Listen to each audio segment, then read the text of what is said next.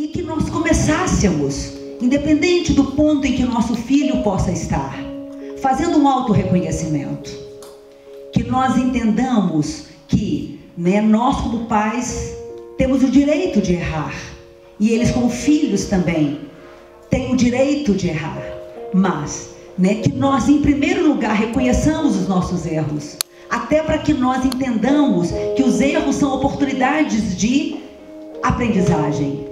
E aqueles 4 passos que eu disse a vocês, dos 4 R's. Primeiro, eu me reconheço. Eu tomo para mim o meu auto-reconhecimento, que muitas e muitas vezes eu talvez não tenha tido a melhor intervenção. E eu reconheço, independente do quão difícil possa estar o filho, ou de quão difícil possa ter sido o comportamento daquele filho, mas aquele comportamento difícil do filho não me dá o direito também de me alterar significativamente. Mas se eu fizer, porque eu sou humana, que eu me reconheça. E a relação começa a se flexibilizar. Então, o primeiro ponto, eu me reconheço que naquele dia em que eu falei de você de uma forma que não foi muito boa. Eu intervi de uma forma que vai contra o meu princípio ou aquilo que eu gostaria para a nossa relação. É o primeiro R. O R do reconhecimento. E é da minha responsabilidade como adulto cuidar das minhas emoções, pensamentos e atitudes, independente do que possa ser o seu comportamento. Ainda que, obviamente, o seu comportamento, melhor ou pior, poderá me dificultar. Mas eu tenho que tomar consciência de que eu me reconheço, tá? É da minha responsabilidade escolher o melhor momento de fazê-lo. Na nossa escala de humanidade, não significa que nós tenhamos que estar a todo momento prontos, mas que nós tenhamos a inteligência de sabermos em que momento nós vamos intervir. Se não estamos bem conosco por diversas razões, a gente simplesmente comunica. Não gostei do que eu vi aqui, do que lhe aconteceu. Cabe que nós façamos uma intervenção, mas eu prefiro me acalmar. Eu prefiro descansar, pensar na melhor forma de fazê-lo, a sair fazendo de qualquer forma. Então, primeiro eu reconheço, eu tomo a responsabilidade e depois eu me reparo. E eu começo a ministrar, ou eu começo a praticar uma das grandes lições. E você me desculpe por isso, meu filho. E 4, eu gostaria de que nós nos reparássemos. Como podemos resolver isto? E aí você o inclui com você. No que você se reconheceu, tomou a responsabilidade, se reparou, o nível de envolvimento dele com você na 4ª etapa é indiscutivelmente maior para que nós possamos encontrar uma condição indiscutivelmente melhor de caminho. Como se eles tivessem, por exemplo, uma camiseta em que o comportamento negativo de irritar, implicar, incomodar, perturbar, tivesse um pedido. E o pedido que esse comportamento tem é o seguinte: eu sou só especial quando você me corrige. Eu sou só especial quando você presta atenção em mim. E quando eu, equivocadamente, preciso, para ter sua atenção, comportar-me de uma forma negativa. E o que nós fazemos? Nós acabamos dando mais atenção ao comportamento negativo do que quando talvez esse menino esteja fora do modo operacional. Ele arrumou um modo operacional equivocado, é o objetivo equivocado. Rudolf Dreikurs, que fala: a criança desencorajada ou adolescente desencorajado precisa agir mal. Precisa agir mal. E pense, é como se também a gente pudesse estar vendo aquele comportamento, é como se ele fosse a ponta do iceberg. Ele é a ponta do iceberg. Imagine se um navegador com seu navio no meio do oceano, na hora que ele percebe, né, a ponta de um iceberg, o que um navegador experiente precisa fazer? Ele tem que entender que a parte vista, ela costuma ser muito menor do que a parte submersa. Então, ele tem que tomar cuidado para que ele não bata de frente. Eu queria compartilhar com vocês. Hoje, eu vim de carona. Foram tantas e tantas as vezes que eu dei carona para minhas filhas. E hoje, eu vim de carona. A minha filha me perguntou assim: mamãe, quer que eu te leve? Como foi bom assentar-me do lado dela e deixar que ela pilotasse, que ela conduzisse.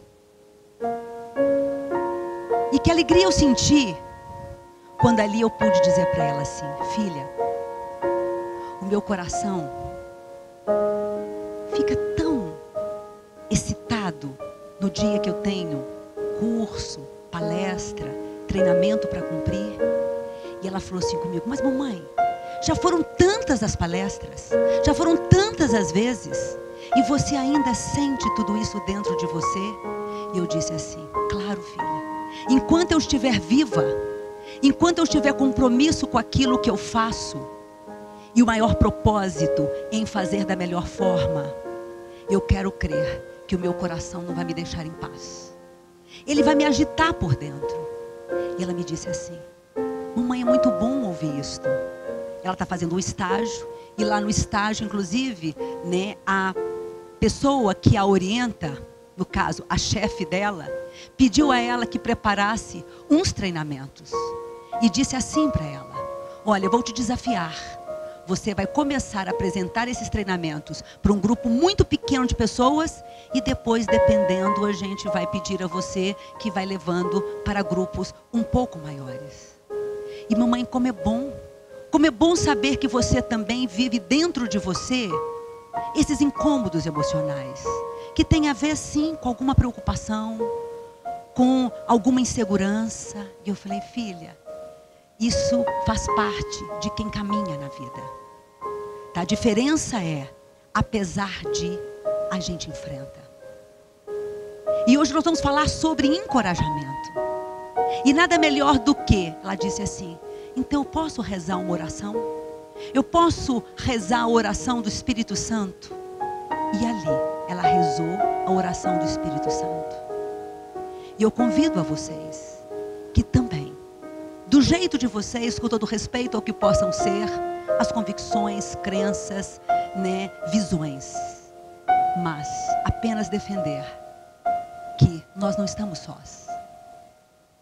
Aqui Ele está no meio de nós. E Ele vem, e eu acredito que Ele repousa. Assim também, quantos e quantos momentos nossos, quando parece que nós não sabemos o que fazer, quando nós não sabemos o que falar, possamos pedir o silêncio e dizer: eu não sei, filho, o que eu vou te dizer. Eu não sei, filha, nesse momento, o que eu teria que fazer. Mas fiquemos em silêncio. Oremos e deixemos que Ele fale. E aqui eu trouxe para vocês a citação em Efésios, capítulo 6, versículo de 1 a 4. Filhos, obedecei a vossos pais no Senhor, pois isto é de justiça. Honre a teu pai e tua mãe. Este é o primeiro mandamento que vem acompanhado de uma promessa, a fim de que sejas feliz e tenhas longa vida sobre a terra. E vós, pais, não provoqueis revolta nos vossos filhos. Antes, educai-os com uma pedagogia inspirada no Senhor. Aqui nós temos dois grandes apelos. Efésios é um livro de instrução.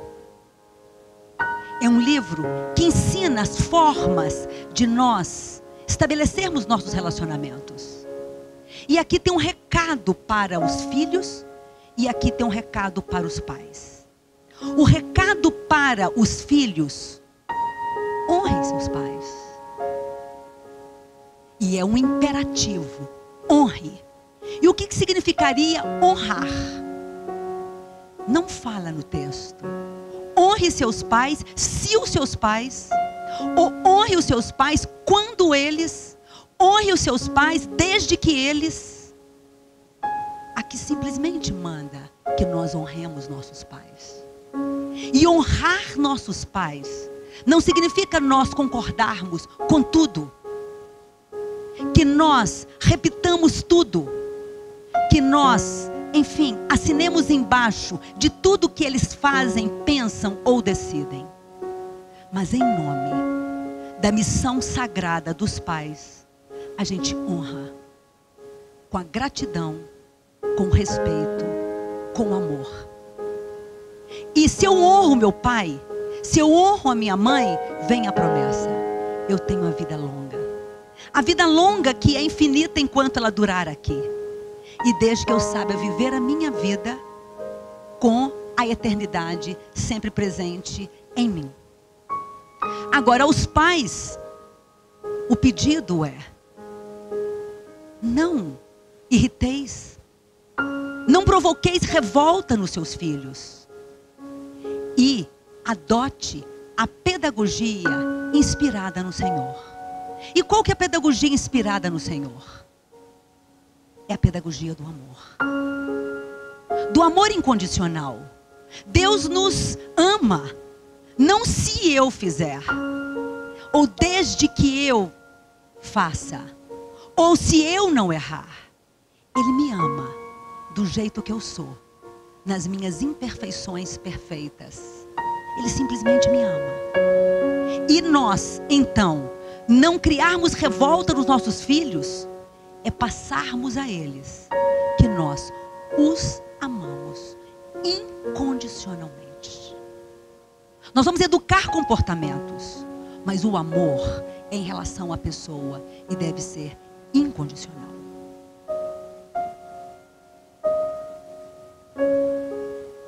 O cérebro adolescente mostra os adolescentes menos como rascunho e mais como uma criatura extraordinariamente sensível e altamente adaptável, programada quase perfeitamente para a tarefa de sair da segurança de casa para o complicado mundo exterior. Bem, é muito importante que nós então lembremos o que eu disse a vocês, das características de individuação. Muito daquilo que nós entendemos como revolta, como rebeldia, é o melhor esforço que eles estão fazendo para tentarem ser alguém. E para quererem ser vistos como alguém pelo menos suficientemente bom nesta vida. E aí, não significa que eles estejam nos abandonando. Significa apenas que eles precisam dos pares deles. Significa que muitas vezes eles precisam testar o poder pessoal deles. E é importante que nós pensemos que aquele adolescente dentro da nossa casa não é já a etapa final daquele ser. Ele não é mais um rascunho. Ele já não é mais um rascunho. Ele já não é mais um ensaio necessariamente. Mas o cérebro dele ainda tem espaço para formar. O autoconceito dele ainda também está se definindo. E nesse sentido, é importante então que nós pensemos em nós. Hoje, a pessoa que você é, o que tem daquele adolescente que você foi? O que conservou-se em você? O que mudou em você? E agora, eu gostaria que vocês voltassem no tempo e que pensassem. Para aqueles que têm aqui mais de um filho, procure pensar naquele filho que neste momento possa estar sendo mais trabalhoso para você por conta de algum motivo. Você sabe qual é o motivo. Mas neste momento, eu quero que nós voltemos no tempo E que você se lembre deste filho quando ele começou a aprender a andar. Provavelmente ele começou a subir por volta, dos 6 meses, amparado pelos móveis.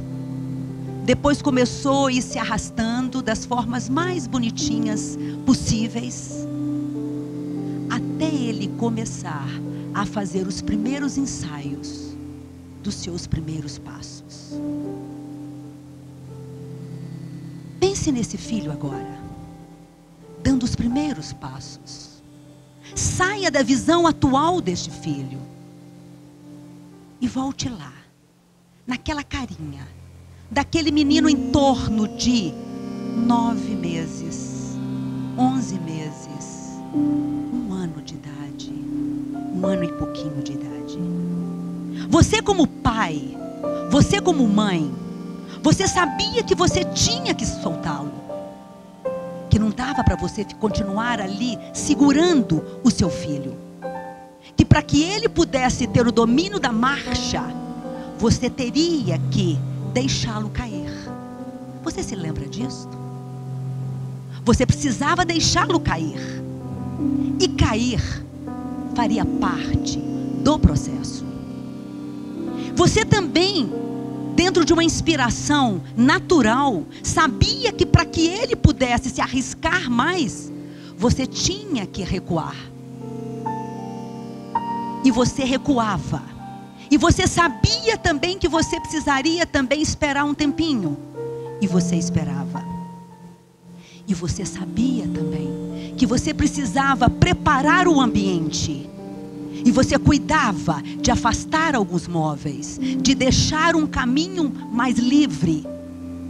E você sabia também que você tinha que investir tempo naquela experiência com aquela criança, para que aquela criança pudesse ser encorajada para dominar a sua marcha.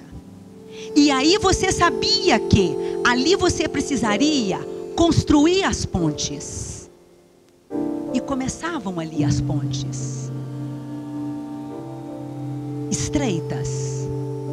E na medida que as habilidades iam aumentando, o domínio ia crescendo, você ia deixando que ele se expandisse. E agora eu pergunto a vocês: aonde estão as extremidades desta ponte? Elas continuam tão justas quando o seu filho tinha 1 ano de idade? Seu filho hoje tem mais de 10 anos, talvez 15, talvez 18. E as extremidades da ponte precisam ser afastadas para que ele possa ter realmente o fluxo da vida. Você está fazendo com que o que determine isso aqui é o seu medo ou a sua consciência de que seu filho precisa aprender cada vez mais com seus próprios tombos? E era interessante, quando seu filho caía, o que você dizia para ele? Lembra-se, eu ensinei 3. Quando elas caíam, eu dizia: Maria, levante-se, não há de ser nada, faz parte do processo. Continue tentando, filha. Ana, de novo, vamos. Você está indo bem, filha. Elisa, incrível, filha. Você percebeu como antes você estava caindo muito mais do que você tem caído? Quantas eram as vezes que elas caíam e que nós abríamos os braços? E no que nós abríamos os braços é que elas levantavam. Quando o seu filho cai hoje, o que você faz? Porque elas só levantam, eles só levantam se nós entendermos que os erros fazem parte do processo. Imagine se o seu filho chega, tem um flagrante de um grande erro. Imagine se, ao invés de você partir para censurar, criticar, punir, entre outras formas, você se assenta com ele e diz: ontem, interessante, eu assistia o filme.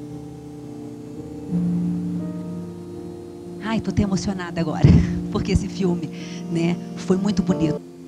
Nesse filme, Aladim, na hora que o gênio os fez príncipe, para ele poder conquistar a princesa, ele começou a gostar de ser mais príncipe do que ele mesmo. E depois isso o dificultou para que ele pudesse ser aceito no reino. Mas na hora que o pai da princesa ficou sabendo que ele teria, de uma certa forma, né, feito uma manobra de aproximação, o pai da princesa disse para ele: os erros fazem parte, e todos nós erramos. Mas se você deixar que aquilo que você usou for maior do que você, perde o sentido. Ou seja, não deixe de ser você, ainda que você realmente tenha precisado vestir-se de príncipe. E é interessante, né? É interessante que quando os nossos filhos são pequenos, época de carnaval, ou não necessariamente época de carnaval, porque hoje as crianças gostam muito dos brinquedos fantasias, tanto os meninos quanto as meninas. São vários tipos de fantasia. Tem o Spider-Man, tem a Superpoderosa. Na hora que a nossa Superpoderosa se veste de Superpoderosa, a gente aplaude. Na hora que o nosso Spider-Man também põe a capa, a gente aplaude. Mas esse adolescente que você tem em casa, que vestiu essas camisas todas que nós falamos, é apenas uma fantasia. É parte do processo. É ele tentando ser o príncipe. Ele vai na onda do outro. Mas o que nós precisamos é dizer: aí dentro tem alguém que é muito melhor do que essa fantasia. É preciso que nós sejamos então pais pontes, pais que sejam firmes e gentis. Dizer a vocês, por mais difícil que possa ser o momento atual, porque ou eu vou viver com aquela desesperança, ou eu vou viver com esperança de dias melhores. Mas a mudança, como diversas vezes vocês já me ouviram falar, começa por nós. Para que nós comecemos qualquer coisa, é preciso que nós nos dediquemos ao laço. O laço é o princípio de tudo. Para quem ainda não teve oportunidade, eu apresento a vocês o meu primeiro livro, Laços, aonde eu falo da construção desta relação. Quais são os pilares que sustentam esta relação? O que significa construir laços? E a construção de laços, até porque os símbolos são muito importantes em nossas vidas. E o meu símbolo é o laço. Eu fui uma criança, né, em que tive muitos laços, né, de fita na cabeça.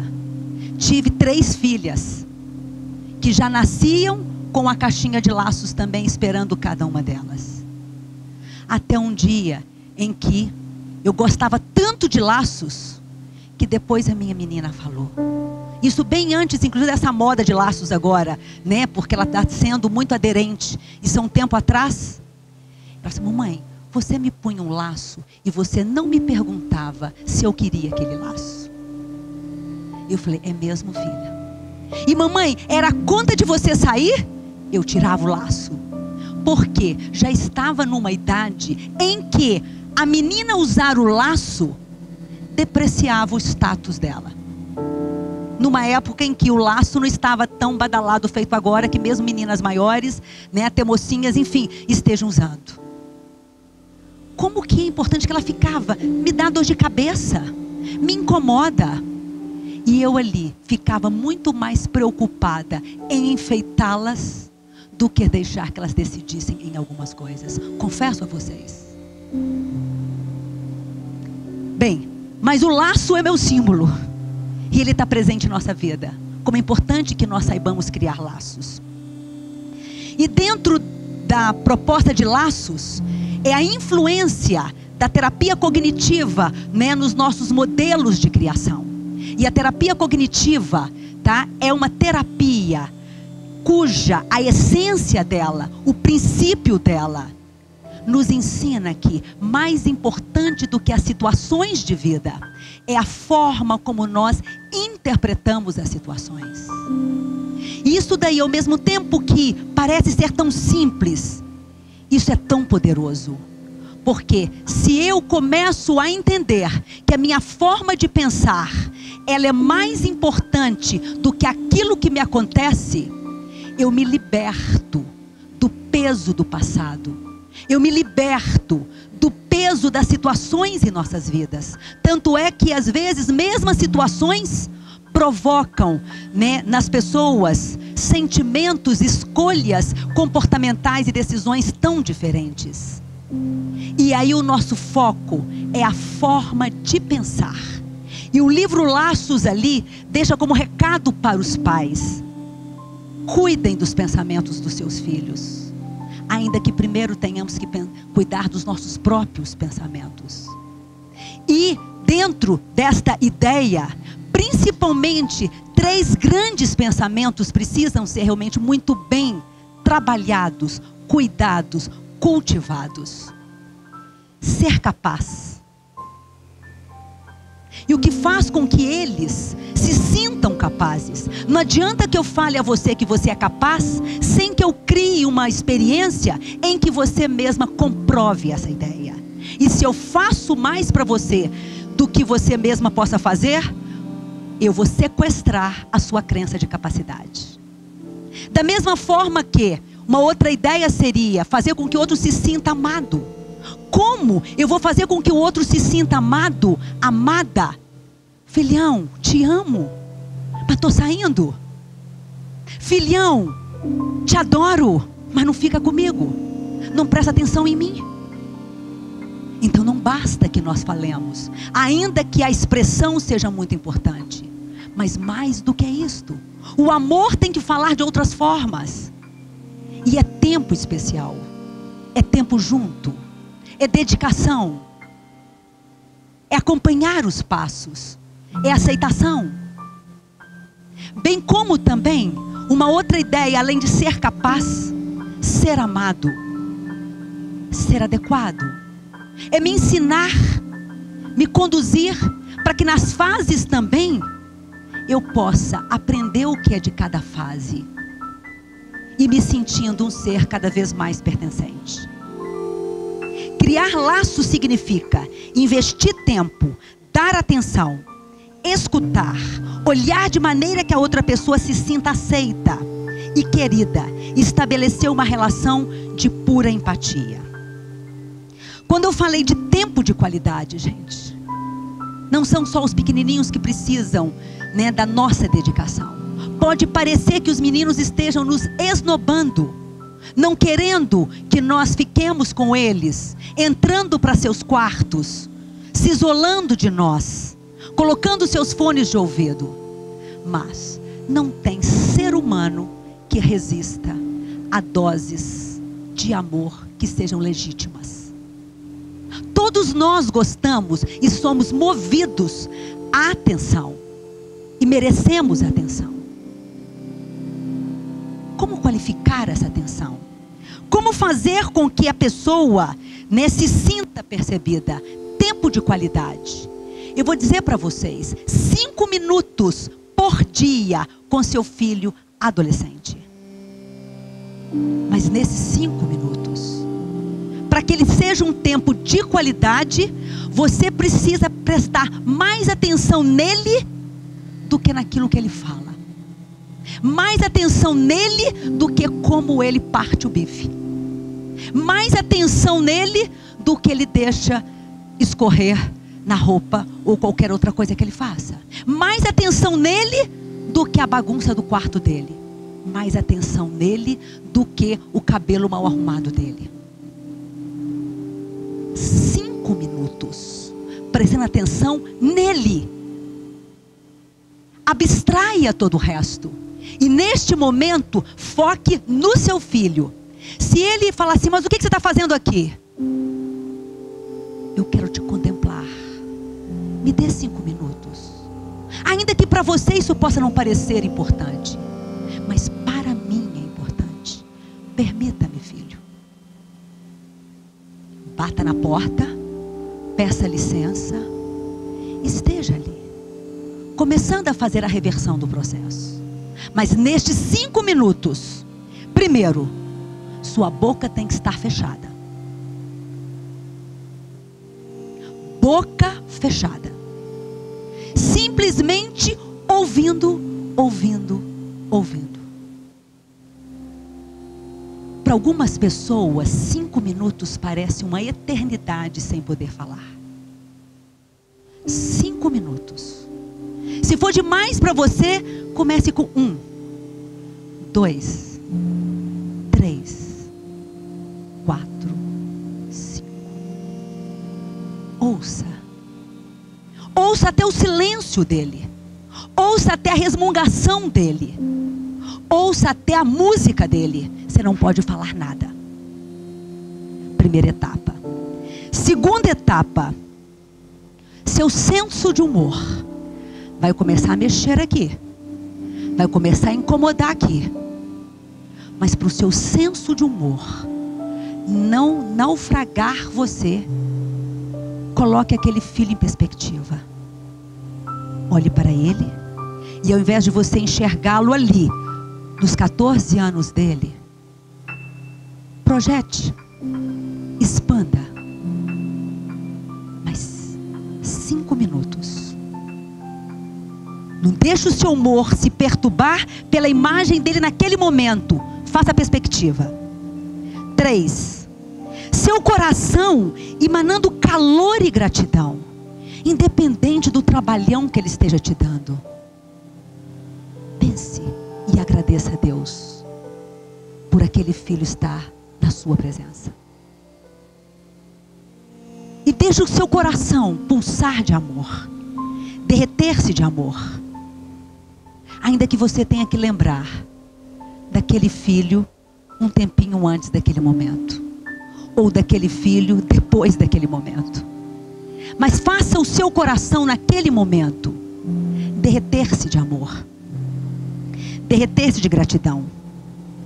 Seus ouvidos abertos, ainda sem falar nada, com uma curiosidade. Quem é esse menino? Sem julgar, sem criticar, tentando ter uma curiosidade, não uma investigação policial, mas uma curiosidade. Em que fase ele possa estar? O que ele poderia estar pensando neste momento? Sentindo. E decisões que ele possa estar tomando. Bem como também um desejo de compreender o mundo do adolescente. Pense nas coisas que nós temos conversado aqui. Coloque-se no lugar dele. Foque no adolescente. E depois se retire do ambiente. Vai fazendo mais vezes isto. E depois de você conseguir esses 5 minutos, dizer a vocês, tem muitas coisas bacanas que eles gostam, que eles aceitam. Desde que nós saibamos como propor. Incluí-los num plano de uma viagem. Pedir ajuda para coisas que muitas vezes nós não damos conta de fazer. Pedir que eles coloquem uma música para que nós possamos ouvir com eles, sem que nós ali censuremos. Se foi a música que ele colocou, aquela música está fazendo sentido para ele. Diga para ele que você vai sair mais cedo do trabalho para estar com ele. E que ele vai poder escolher o programa. E se você tiver mais de um filho, faça programas singulares, distintos com cada um deles. E neste momento que você está programando com ele, vai mostrando entusiasmo. E não queira neste momento educar o seu filho. Queira apenas usufruir da presença dele. Depois nós vamos deixar para vocês aí 7 dicas para criar uma conexão com seu filho adolescente.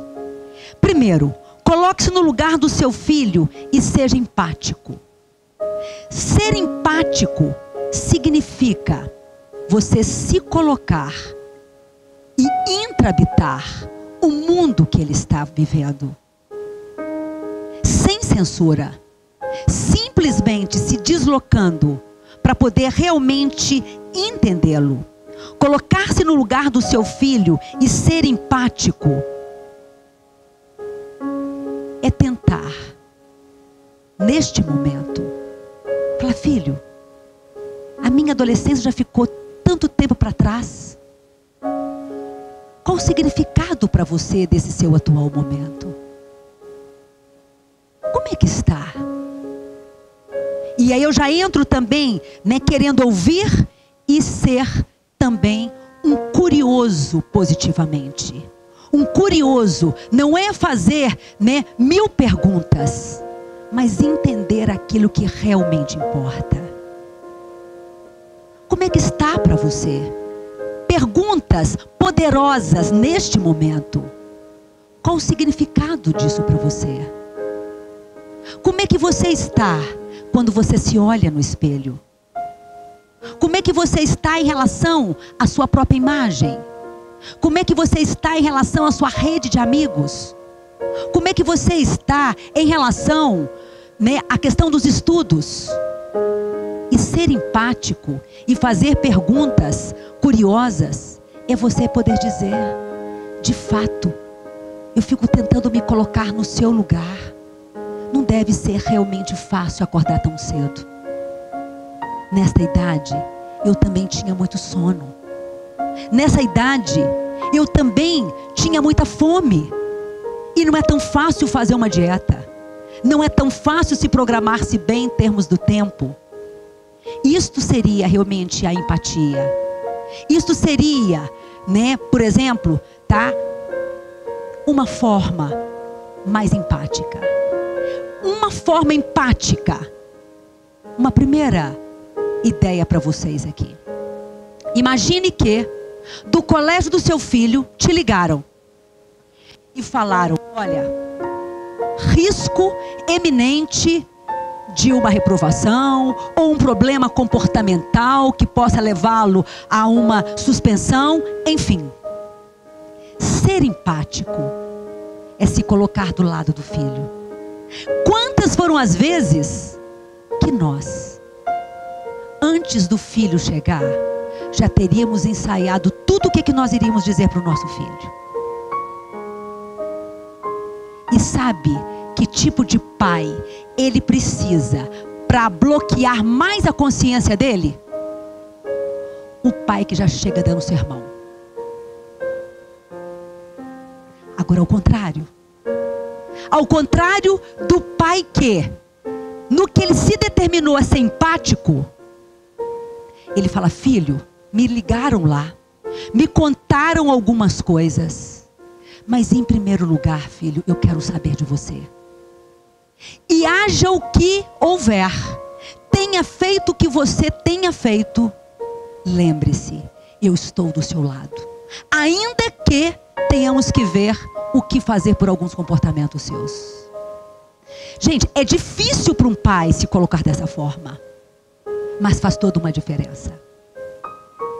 Me lembro do meu marido contando um caso das vezes em que saía, bebia, como aquele adolescente que inevitavelmente também já viveu realmente aí muitos seus porres. Ele falava: tomara que eu chegue em casa e a minha mãe me acerte, entendeu? Com as chineladas feito várias vezes que ela fez. Mas no dia em que a avó dele o recebeu já descascando-o, e que a mãe dele se colocou, não para criar um problema com a avó, mas a mãe dele se colocou. Eu acredito nesse filho. Ele só está passando por momentos em que ele está, enfim, esquecendo de quem ele é filho. Mas, meu filho, você vai se lembrar de quem você é filho. Me faz lembrar também o Rei Leão, o Scar, falando também para o leãozinho. Amo os clássicos da Disney. Enfim, mas naquele momento em que ele viu a mãe dele se colocar na crença de que ele, né, estaria passando por momentos difíceis, mas que com certeza ele teria orgulho dele, e que eles também teriam orgulho. Impressionante que a atitude da mãe em defender a pessoa e corrigir os comportamentos parece que abriu uma consciência para se prestar um pouquinho mais de atenção em relação às escolhas no mundo.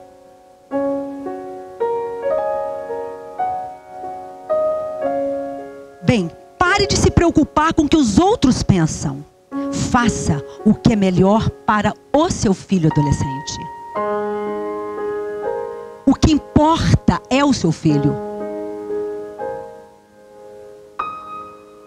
Substitua humilhação por encorajamento. Encorajamento, nós vamos falar um pouquinho sobre isso depois. Humilhação é quando você intervém para gerar no outro culpa e vergonha. E encorajamento é quando você faz a intervenção para gerar no outro a consciência e motivação para poder fazer diferente. Certifique-se que a mensagem do amor seja compreendida. Interessante que hoje eu estava com uma adolescente e ficou muito claro isso aqui. A mãe, no melhor esforço para poder passar a imagem do amor, a ideia do amor, mas o amor, ele estava encoberto por muitos e muitos medos, e a menina não se percebia amada, de tal forma que a menina foi para o intercâmbio e disse para nós: o Canadá foi uma das grandes experiências positivas da minha vida. Lá poder pegar o ônibus, cuidar do meu dinheiro, preparar o meu lanche, me fez sentir-me capaz. E antes aqui, como a minha mãe fazia tudo por mim, ou não me deixava quase nada, eu não me sentia capaz. E aí a mãe estava dizendo assim: mas interessante, enquanto para você está dizendo que essa foi uma experiência maravilhosa de sua vida, eu tenho um grande arrependimento de ter deixado você ir. E aí eu falei: não estou entendendo. Aqui foi uma grande experiência e aqui foi o arrependimento. E eu dizia para a mãe: o que nós mais queremos, dentre muitas outras coisas, fazer com que os nossos filhos pensem sobre eles mesmos. Ser capaz. Se ela está dizendo que ela se sentiu capaz, então talvez seja a hora de você redefinir esse conceito de arrependimento que você está dizendo ter sentido em relação a essa história. Mas no que fomos aprofundando um pouquinho mais, a mãe disse, né? Ela não me contava as coisas. Ela não me mandava as fotos tanto quanto mandava para as amigas, para os amigos. E aí mais uma outra questão que eu quero colocar para vocês. Nós temos dois caminhos de educação. Ou eu posso tomar tudo no sentido mais pessoal, ou eu posso despersonalizar. Tomar a coisa no pessoal. Ela teria que ter me mandado. Ela teria que ter me considerado. Ou seja, o que eu fiz ou deixei de fazer? A mãe colocando tudo nela. Simplesmente. Tá? O fato de ter mandado mais ou menos não revela o amor. Revela simplesmente circunstâncias de vida. Fases diferentes de vida. A mensagem do amor tem que estar realmente muito à frente da mensagem corretiva. E a gente sabe que muitas vezes, né, essa mãe atropelava e tinha escolhido um estilo muito controlador de ser, porque ela vinha de uma luta solitária. Ela não teve o pai dessa menina perto dela. E o pai dessa menina, historicamente comprometido na parte de vícios, é claro que esta mãe, na hora que entra numa adolescência, se apressa em querer cobrir. Mas na hora que nós vamos explicando isso tudo, vai ficando muito mais claro. Eu pensava que ela nem se importasse comigo. Eu pensava que ela só se importava do que as pessoas iriam dizer sobre o meu comportamento. Então, a mensagem do amor precisa ficar muito endereçada. Me lembro uma noite em que uma das minhas meninas chegou em casa, já tendo passado da conta na bebida. Não era hora de poder falar sobre o assunto. É claro que o meu coração ali ficou triste, ficou preocupado. E ela queria porque queria conversar. Porque queria comprar a briga. Eu simplesmente disse: eu vou cuidar de você. Tem um banho gostoso te esperando. Tem uma cama muito bem feita te aguardando. Amanhã a gente conversa. E no dia seguinte, essa menina não levantava. E ela devia estar pensando: o que eles têm para mim?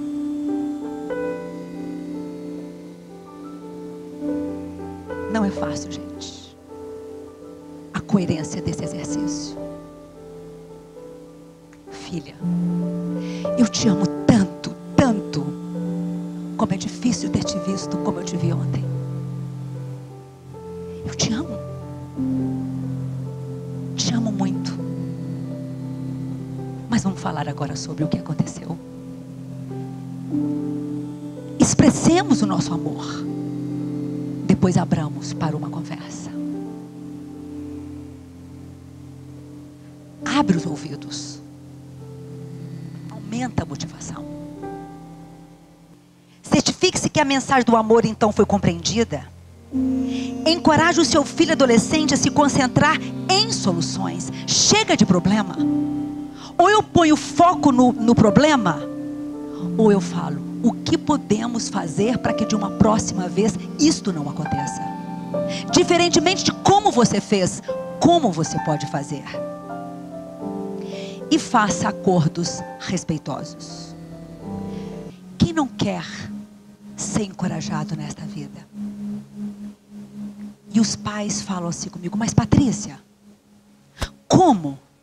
Será que dá tempo ainda?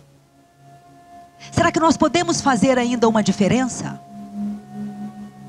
E aí eu costumo contar a seguinte história de um aprendiz que chegou a procurar um mestre e disse assim: mestre, eu não sei encorajar e preciso encorajar. O que eu devo fazer? E o mestre disse assim: simplesmente comece a encorajar os outros. Decida-se por encorajar os outros. Seja o próprio autoencorajamento.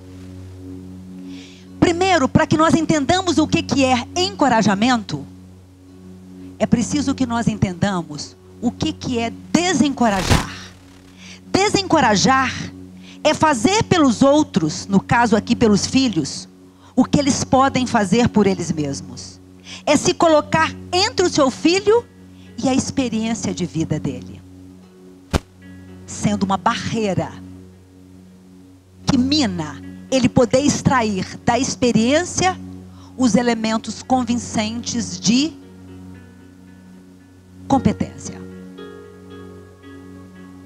E o que é encorajar? Encorajar é deixar de se colocar entre a vida e seus filhos, mas estar disponível para dar apoio e encorajamento. Comportamentos encorajadores dão aos filhos a oportunidade de aprender com os erros e fortalecer seus músculos de encorajamento.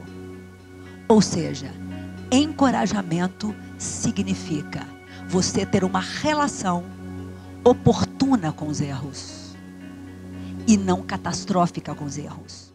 Se você sempre resgata ou tenta controlar seus filhos, adolescentes, o que poderá acontecer quando você não estiver por perto? Se você nunca permite que seus filhos falhem, como eles aprenderão a se recuperar do fracasso? Quais são os comportamentos típicos desencorajadores? Emprestar dinheiro para além daquilo que foi previamente combinado como valor referido da mesada. Acordar os adolescentes, ficar chamando-os sucessivas vezes, arrumar as coisas para eles, preparar mais do que eles precisariam, o que eles precisam levar para si, consigo. Digitar trabalhos, fazer pesquisas, levar trabalhos de casa ou coisas esquecidas na escola. Resgatá-lo. Fingir que está tudo bem quando claramente não está, para evitar que ele tenha uma reação que poderá suscitar nele uma raiva e você temer a raiva dele. E no que você teme a raiva dele e o agrada mais do que deveria, frustrá-lo, ele não aprende a se relacionar com a raiva. Agora, o que seriam os comportamentos encorajadores? Ouvir e dar apoio emocional e validar sem consertar. Estou sem dinheiro, não posso ir para o cinema. Meu amigo acabou de me convidar para ir ao cinema. O que seria validar? Filho, que pena. Imagino que você quisesse ir na estreia desse filme.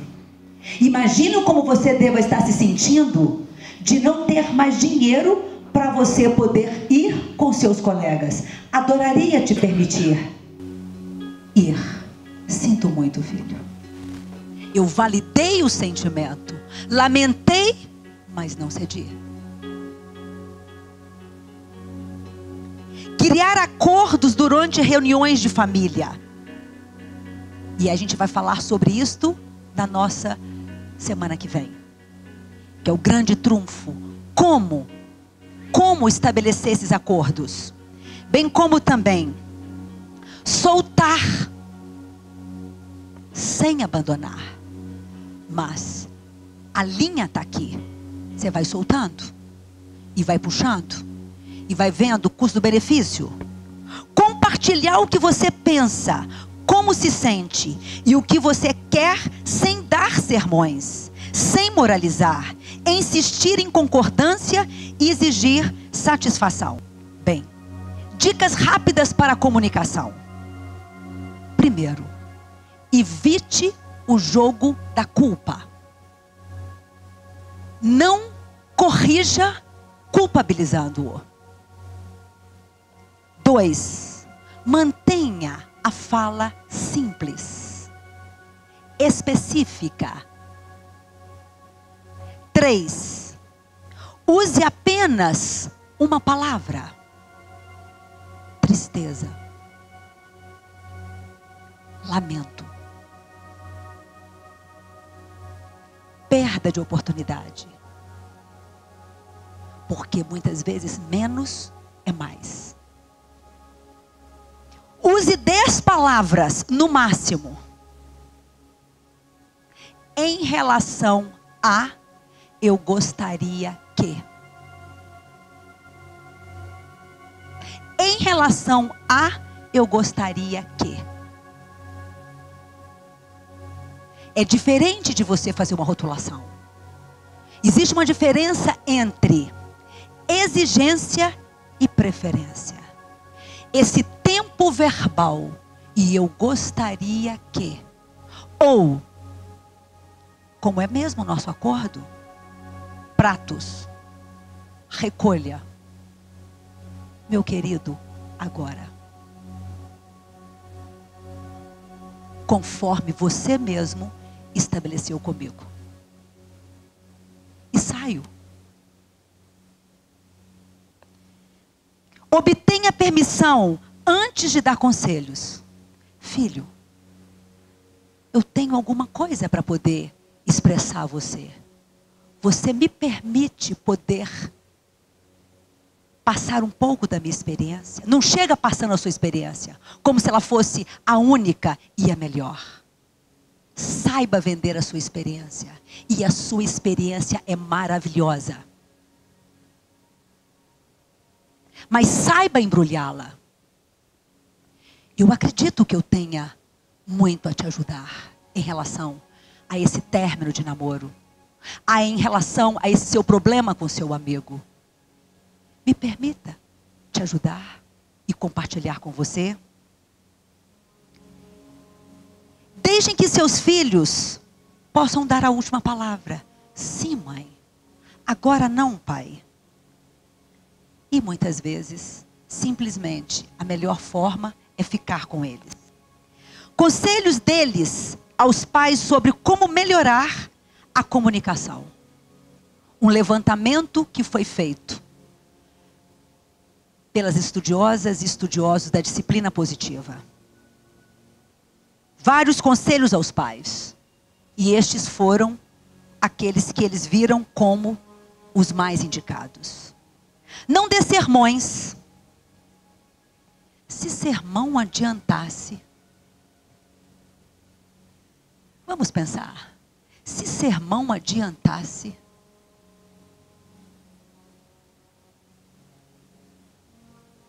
porque eles fazem uma surdez seletiva. E nós ficamos exauridos de tanto que nós ficamos ali falando. Ou os sermões são feitos de máximas. Diferentemente, as lições de vida são feitas de histórias legítimas. Sermão é baseado num todo.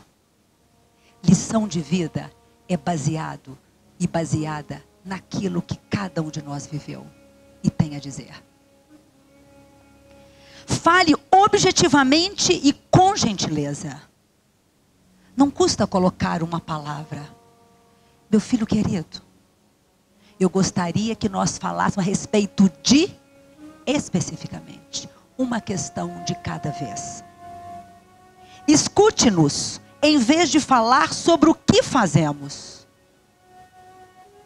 Não fale com tom de superioridade. Não se repita. Basta falar uma vez. Se tivermos a coragem de lhe dizer o que fizemos de errado, não fique bravo e não reaja de forma exagerada. Não se intrometa ou nos interrogue. Não grite de outro cômodo, espere que venhamos correndo atendê-lo. Não tente fazer-nos sentir culpados, dizendo coisas como: eu fiz isto porque você não conseguiu. Não faça promessas que não pode cumprir. Não nos compare com os nossos irmãos e amigos. Não fale sobre nós com os nossos amigos. Vou fazer um exercício agora de encorajamento com uma jovem adolescente, crescida, jovem adulta. Bem, eu como sua mãe, Luísa, gostaria de começar a viver uma experiência com você, minha filha. De tal forma que nós estamos aqui na linha do amor. Mas tantas vezes, lamentavelmente, embora eu sinta amor por você, minha filha, eu muitas vezes não consigo enviá-lo bem a você. Eu quero te encorajar, minha filha. Eu quero que você aprenda as habilidades de vida. Eu quero que você cresça, se sentindo pertencente. Eu quero que você cresça, filha, se sentindo também aceita. A começar por nós da família. E depois também pelos seus amigos e todos os outros que cruzarem o seu caminho. E nós vamos começar através da nossa comunicação. Muitas vezes a gente pensa que a comunicação ela é feita apenas de como nós falamos. Mas na realidade, né, filha? A comunicação ela deveria ser em primeiro lugar entendida como nós ouvimos.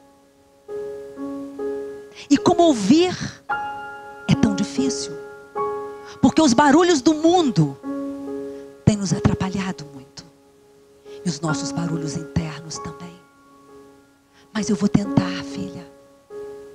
Eu vou tentar, porque eu quero muito. Essa nossa relação, esse nosso laço,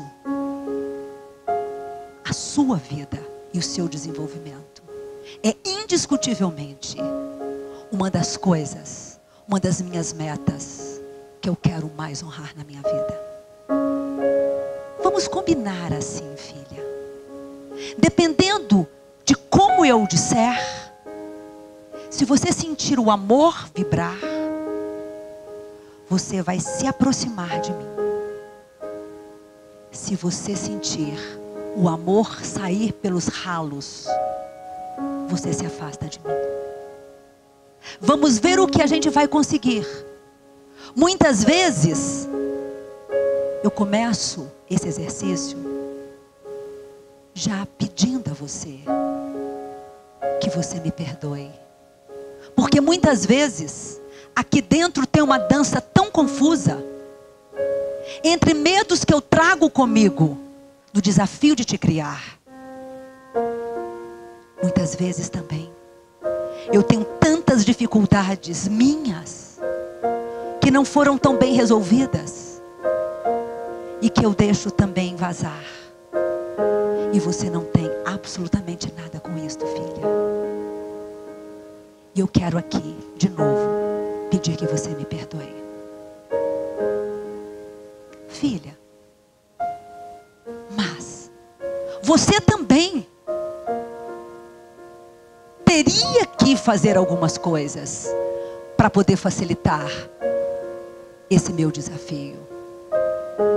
Filha, quantas vezes também você sabe tudo que eu faço por você? Quanto sacrifício! E parece que você não está entendendo. Filha, eu não gostei do que você fez, mas eu confio que juntas nós poderemos ver uma melhor forma de você se resolver em relação a isto. Sabe, filha, você não tem se organizado muito bem com suas coisas e com a gestão do seu tempo. E com isto, você não sabe. Você acaba me atrapalhando também por todo o meu dia.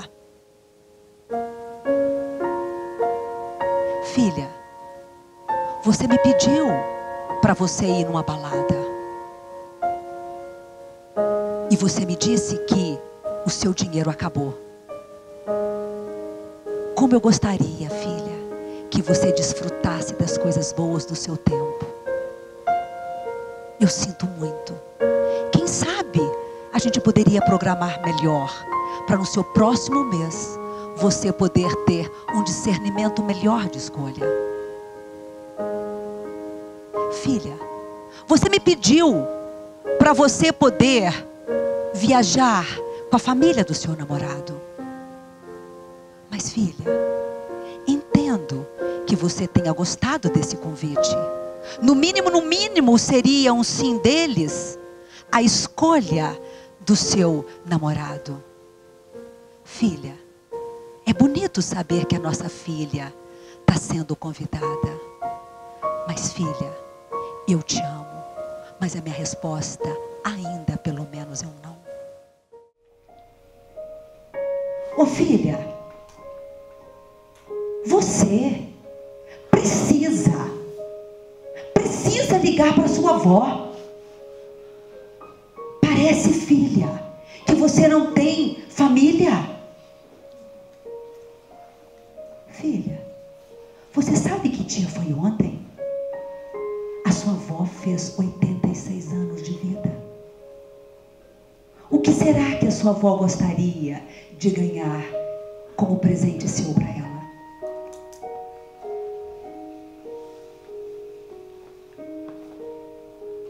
Filha,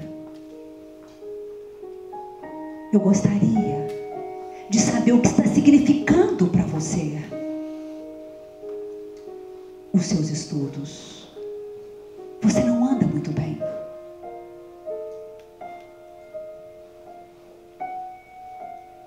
Filha,